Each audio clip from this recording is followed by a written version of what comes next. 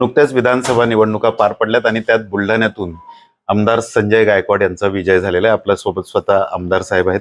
भाऊ अभिनंदन, एबीपी माझामध्ये स्वागत आहे। Thank you thank you. काय म्हणाल, तुमचा निसटता विजय झालेला आहे।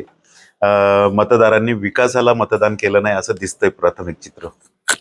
नाही, याच्यामध्ये प्रचंड पैशाचा महापूर विरोधी पक्षाकडनं झाला आणि त्याच्यामुळेच बऱ्याचशी लोक ही विकल्या त्या ठिकाणी गेली। दारूचा, पैशाचा, जेवणाचा, याच्यामुळे मतांवर परिणाम त्या ठिकाणी झाला। नाहीतर इतकी कामं की आज आमचं बुलढाण्याचं नाव महाराष्ट्रामध्ये, मला तर असं वाटलं की आपण घरी बसून राहायला पाहिजे आणि लोकांनी निवडून द्यायला पाहिजे अशीच परिस्थिती होती। पण पैशाने सगळा खेळ बदलला। नाही, पण शिंदे साहेब अनेकदा बुलढाण्यात येऊन गेले। गेल्या स्वातंत्र्यानंतरच्या काळात कुठलाही मुख्यमंत्री एवढ्या वेळेस आला नाही, तेवढ्या वेळेस शिंदे साहेब इथं आले। महायुतीच्या अनेक नेत्यांनी तुमचा प्रचार केला नाही केला, हे नेमकं कसं ठरवलं? एकनाथ शिंदे साहेब मागच्या काळात येऊन गेले आणि त्यांचे कार्यक्रम जोरात झाले। आणि मी सांगतो काय की शेवटच्या क्षणापर्यंत जी काही उमेदवारी आहे ती काँग्रेसची महिला जी वंचितवर लढणार होती, अपक्ष लढणार होती, अचानकपणे आमचे खासदार प्रतापराव जाधवांनी मिलिंद नार्वेकरांना फोन केला आणि त्यांनी सांगितलं उद्धव साहेबांना निरोप द्या की बुलढाण्यामध्ये जयश्री शिर्केला तिकीट द्या। तिकडं संजय कुटेंनी अनिल परबला सांगितलं की तुम्ही तिकडे जा, उद्धव साहेबांना आमचा निरोप द्या की बुलढाण्यामध्ये जयश्री शिर्केला तिकीट द्या। या दोघांनी तिकीट दिल्यामुळं रवी तुपकरांचं तिकीट जे होणार होतं, जे झालेलं होतं, फॉर्म भरलेला होता, तो फाडून टाकला गेला आणि उमेदवारी यांना दिल्या गेली।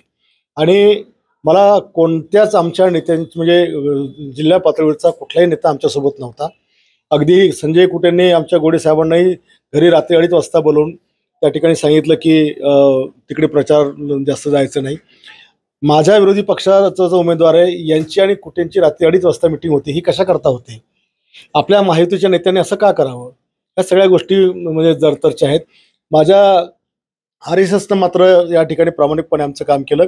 काही भारतीय जनता पक्षाचे लोक विकले गेले, अजितदादाच्या राष्ट्रवादीचा जे काही प्रमुख लोक होते त्यांनी पण आमचं काम या ठिकाणी केलं नाही। आम्ही ही लढाई मतदारांच्या आणि कार्यकर्त्यांच्या भरोश्यावर लढलो आणि जिंकलो।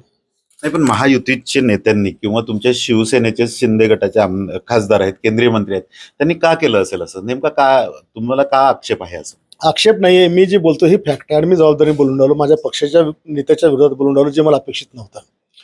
त्यांच्या निवडणुकीमध्ये मी जीवाचं रान केलं, 5-50 लाख मी स्वतःच्या घरातून खर्च केले। त्यांचं म्हणणं मला मतं कमी का पडली? आता त्यांचा चेहराच लोकांना चालत नव्हता, तरी आम्ही जीवाचं रान करून खूप खेचायचा प्रयत्न केला, पण लोक ऐकणार मानसिकता लोकांची नव्हती। त्याला आम्ही काय करणार आहे? लोकसभेत महाराष्ट्राभर पहा तुम्ही, सगळीकडे महाविकास आघाडीचं वातावरण होतं, आता परिस्थिती वेगळी आहे।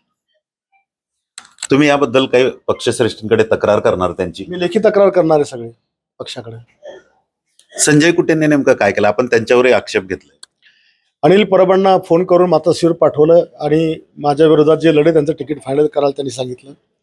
आमचे योगेंद्र गोडे साहेब आहेत, BJPचे नेते, त्यांना घरी रात्री 2 वाजता बोलून घेतलं आणि त्यांचा एकही कार्यकर्ता आमच्याकडे त्यांनी बसू दिलेला नाही। भाजपच्याही अनेक पदाधिकाऱ्यांनी, इथंच नाही चिखलीतही, मला श्वेताताई पण बोलल्या, चिखलीतही त्यांना तोच प्रकार त्या ठिकाणी केलेला आहे। आणि त्याच्यामुळे RSS माझ्यासोबत होती, परंतु भाजपचे अनेक पदाधिकारी हे आमच्या गाडीत पण बसले नाही।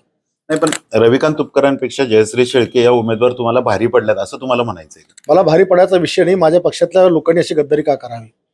कोण भारी काय ते तर निवडणूक लढवत समजत असते, पण माझ्या पक्षाचा नेता ज्याने आम्हाला निवडून आणायला पाहिजे, आमच्या डोक्यावर हात ठेवायला पाहिजे, त्याने असं का वागावं? हा माझा प्रश्न आहे। आपण मध्यंतरी असंही म्हटलं निवडणूक झाल्यानंतर की माझी ही शेवटची टर्म असणार आहे, याचा अर्थ काय? नेमकं काय सुचवायचं? आता विषय असा आहे की निवडणूक आयोग काय झोपा काढतो का काय आम्हाला कळत नाही। 70 कोटी रुपये जर समोरचे उमेदवार हरामाचे खर्च करत असतील तर आमच्यासारख्या माणसांनी 70 कोटी आणायचे कुठून? पैशावर जर निवडणुका जिंकल्या जात असेल तर आम्ही शेवटी एवढी विकास कामं करून आमचा उपयोग काय? त्याच्यामुळे उद्या ते 100 कोटी खर्च, माझी अवकात नाही तेवढी खर्च करायची। कोणी केले 70 कोटी? विरोधी पक्षाकडनं खर्च झाले ना, कधीच आपण सगळ्यांना माहित नाही।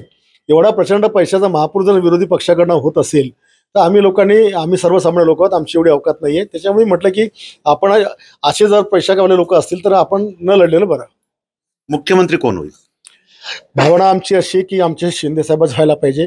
आता 5 तारखेपर्यंत कळेल का आहे, पण आमची मनापासून भावना आहे, सगळ्या महाराष्ट्राची भावना आहे, शिवसेनेच्या सगळ्या कार्यकर्त्यांची, शिवसैनिकांची भावना आहे की एकनाथ शिंदे साहेब रुटीनमध्ये आहेत, त्यांनी अनेक प्रोजेक्ट त्या ठिकाणी चालू केले, ते पूर्ण करण्याकरता किंवा पहिली संधी ही त्यांना मिळायला पाहिजे। पहिली संधी म्हणजे नेमकं?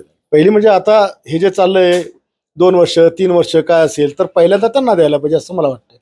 एकंदरीत असं दिसतंय की भाजपचा मुख्यमंत्री होणार. जर शिंदे साहेबांना मुख्यमंत्रीपद नाही दिलं तर ते काही वेगळा विचार करू शकतात. नाही नाही, असं आमच्या साहेबांनी आधीच घोषणा केली आहे की आम्ही सगळी शक्ती देशाचे प्रधानमंत्री यांच्या पाठी उभं करणार आहोत. त्याच्यामुळं एखाद्या वेळेला ते कधीच जे बोलले त्याच्या शब्दापासून ते कधी वळणार नाही. तर नक्कीच हे होते संजय गायकवाड. माझ्याच पक्षातील नेत्यांनी माझ्याशी गद्दारी केली असा आक्षेप त्यांनी नोंदवला आणि त्याची लेखी तक्रार ते पक्षश्रेष्ठींकडे करणार आहे. कॅमेरामन शांतारामसह डॉक्टर संजय महाजन, एबीपी माझा, बुलढाणा. एबीपी माझा, उघडा डोळे बघा नीट.